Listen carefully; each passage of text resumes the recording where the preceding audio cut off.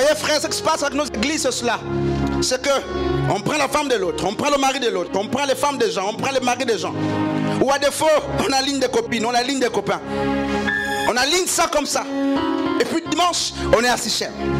Assis nos adorateurs. C'est qu'on est capable d'avoir vilipendé un frère toute la semaine. Vilipendé, tué. Et n'est-ce pas, dimanche nous sommes à Suchem. Et on se dit des vrais adorateurs. On a menti. On a accusé toute la semaine. Mais quand même dimanche, on prend le micro. Dimanche, on est sur Facebook. Je vois les jeunes, je vois des gens. Et à un moment je me dis, c'est ça l'adoration. Voici les adorateurs. Mais le Père cherche des vrais adorateurs. Le Père est à la recherche de vrais adorateurs. Les gens qui ont compris d'abord que l'adoration est spirituelle. Mais au-delà de ça, il dit que ceux qui adorent doivent aussi adorer en vérité. Il y a un problème, frères et sœurs. C'est que le pan de la vérité semble-t-il a disparu dans notre adoration. Non seulement, mais toi-même tu n'es pas vrai avec toi-même, tu ne te connais même pas. Et tu ne connais pas qui tu adores. À quel moment ton adoration est vraie? Il y a un problème. Je lisais Exode chapitre 32.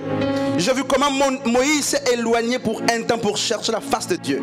Et il va laisser le peuple avec Aaron, son frère, un serviteur de Dieu. Et parce que Moïse durait à la montagne, le peuple a dû dire à Aaron. Le peuple a dit à Aaron, Moïse dure. Faisons-nous un Dieu. Moïse dure. Faisons-nous un Dieu. Il est allé prendre la promesse. Il allait écouter Dieu. Mais puisqu'il dure, mais il faut un veau. Alors ils vont enlever tout ce qui était sur eux, n'est-ce pas? Les bijoux qu'ils avaient, ils vont se fabriquer justement un Dieu. Où? Au pied de la montagne.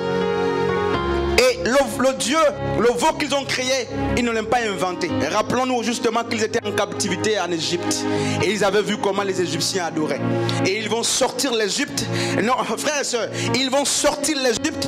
Quand ils sortent l'Égypte, ils vont laisser le Dieu égyptien. D'ailleurs, quand ils étaient en Égypte, ils avaient justement leur propre ville où ils adoraient le Seigneur. Ils avaient leur ville. Ils ne se mélangeaient pas. Et qu'est-ce qui se passe, frère? À cause de la pression du désert, à cause de la durée du serviteur de Dieu sur la montagne, voici comment ces adorateurs qui étaient véritables vont eux-mêmes instruire l'homme de Dieu à construire un Dieu pour eux. Et un veau d'or est élevé. Et ils vont commencer à se prosterner devant le veau d'or. Ils vont vouer un culte au veau d'or. C'est ainsi beaucoup de vie aujourd'hui. Il n'y a pas de veau d'or dans ta maison, je sais. Mais ton cœur là, regarde bien ton cœur là. Il y a beaucoup. Pour le peuple d'Israël, c'était un seul veau d'or, nous dit Exode 32. Pour toi là, il y a peut-être 8 veaux d'or, 6 veaux d'or. Chacun à son tour a un culte. Tu pries le mensonge, un bon veau d'or que tu t'es dressé. La cupidité, un veau d'or que tu t'es dressé. N'est-ce pas la calomnie, un veau d'or. La fornication, l'adultère, des veaux d'or. Et les cœurs ont des veaux d'or. Mais te vois avec le chapelet, le chapelet de la novelle, n'est-ce pas? Trop de novelles, trop de chapelets, mais les veaux d'or sont dans les cœurs. Trop de chapelets, trop de foulards, trop de vestes, trop de longues jupes, de longues robes, tout ça. Ça, c'est pas la sanctification, c'est pas la sainteté. Frères et sœurs, le Père cherche des vrais adorateurs qui ont des cœurs circoncis. Qui ont des cœurs circoncis, frères et sœurs. L'heure est venue où, n'est-ce pas, nous devons quitter le puits de Jacob. Ce qui te maintenait captif, ce dans quoi tu trouvais ton plaisir. Oui, le puits de Jacob donnait à boire. Mais il y a un problème. C'est que la soif qui était étanchée par l'eau du puits de Jacob revenait quelque temps après. Écoute frère, le puits de Jacob exerçait des fonctions. Il était miraculeux. Il pouvait opérer. Mais chaque fois il fallait revenir. Chaque fois il fallait revenir. Et nos églises aussi, frères et sœurs, sont parfois comme des puits de Jacob. Il y a certains ministères qui sont comme les puits de Jacob. Les hommes de Dieu peuvent devenir les puits de Jacob. Plutôt que de nous proposer l'eau de vie, ils nous proposent leur propre eau. Dans nos vies, leur eau va tarir. Dans nos vies, l'eau va tarir. Nous avons plus que besoin de chercher, non par l'eau des hommes de Dieu, non par l'eau des églises, mais l'eau de la parole de Dieu qui ne tarit jamais. Cette eau, beaucoup ne l'ont plus. Beaucoup se vendent des pasteurs. Beaucoup se vendent d'appartenir au ministère.